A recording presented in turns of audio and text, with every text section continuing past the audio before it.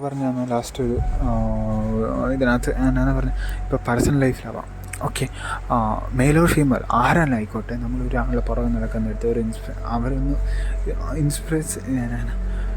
Impress ആക്കാൻ വേണ്ടി എന്ത് വേണമെങ്കിൽ നമ്മൾ അവർക്ക് തന്നെ ചെയ്യും. പുതിയ ഡ്രസ്സ് ഇടുന്നു, പുതിയ ഹെയർ സ്റ്റൈലാക്കുന്നു.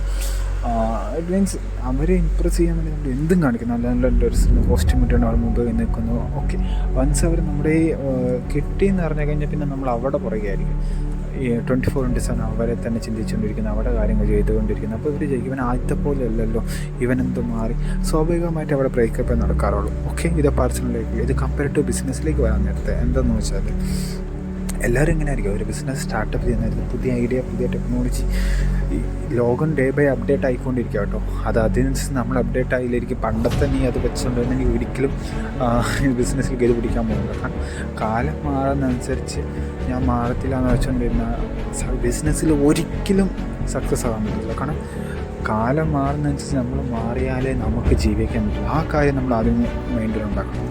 അതുകൊണ്ട് നമ്മളിപ്പോൾ അന്നത്തെ ഒരു ടെക്നോളജിയിലൊരു ബിസിനസ് സ്റ്റാർട്ടപ്പ് ചെയ്തു. ഓക്കെ അത് സക്സസ് ആയെന്ന് വിചാരിച്ചു. സക്സസ് ആയതിന് ശേഷം നമ്മളെന്ത് ചെയ്യും? ഓക്കെ ഇതെനിക്ക് കിട്ടി, ഇനി എന്താ വേണ്ടത്?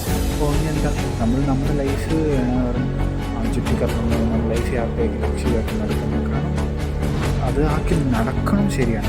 ഫസ്റ്റ് നമ്മൾ ചെയ്യുന്നത്, ഇത് നമുക്ക് തന്നു നമ്മുടെ കമ്പനി, നമ്മൾ അതിൻ്റെ നമ്മൾ സ്റ്റാർട്ടപ്പ്, നമ്മുടെ ബിസിനസ്, അതിലേക്ക് ഇൻവെസ്റ്റ് ചെയ്ത് അതിനെ ഡേ ബൈ അപ്ഡേറ്റ് ചെയ്തുകൊണ്ടിരിക്കുക. It means self ഇൻവെസ്റ്റ്മെൻറ്റാണ്.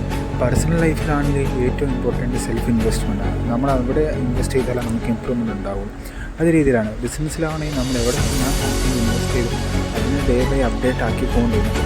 ഒരു വളർന്നുകൊണ്ടിരുന്നാലേ അതിനൊരു എന്താണെന്ന് പറഞ്ഞാൽ ഒരു സ്റ്റാൻഡേർഡ് കാണുള്ളൂ. അത് നിൽക്കില്ല, അല്ലെങ്കിൽ ഒരിക്കലും അത് വെച്ച് അത് നമ്മൾ മെയിനായിട്ട് നോക്കേണ്ട കാര്യങ്ങളാണ്.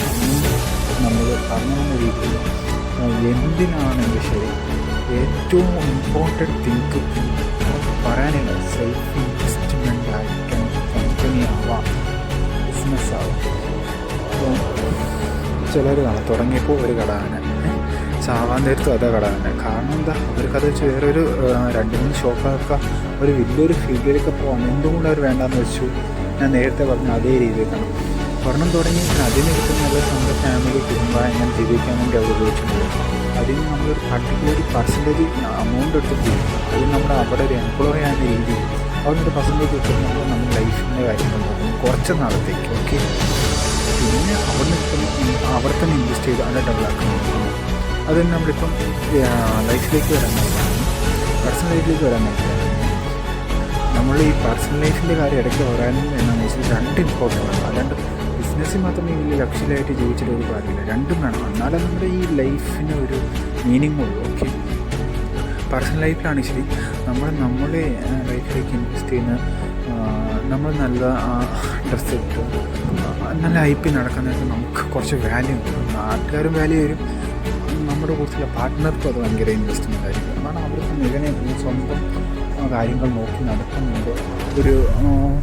അവർക്ക് നമ്മുടെ കൂടെ നിൽക്കുന്ന ഒരു വാല്യൂ കാണും. അതേ രീതിയാണ് 2 കാര്യങ്ങളിലും ഏറ്റവും ഇമ്പോർട്ടൻ്റ് തിങ് സെൽഫ് ഇൻവെസ്റ്റ്മെൻറ്റ്.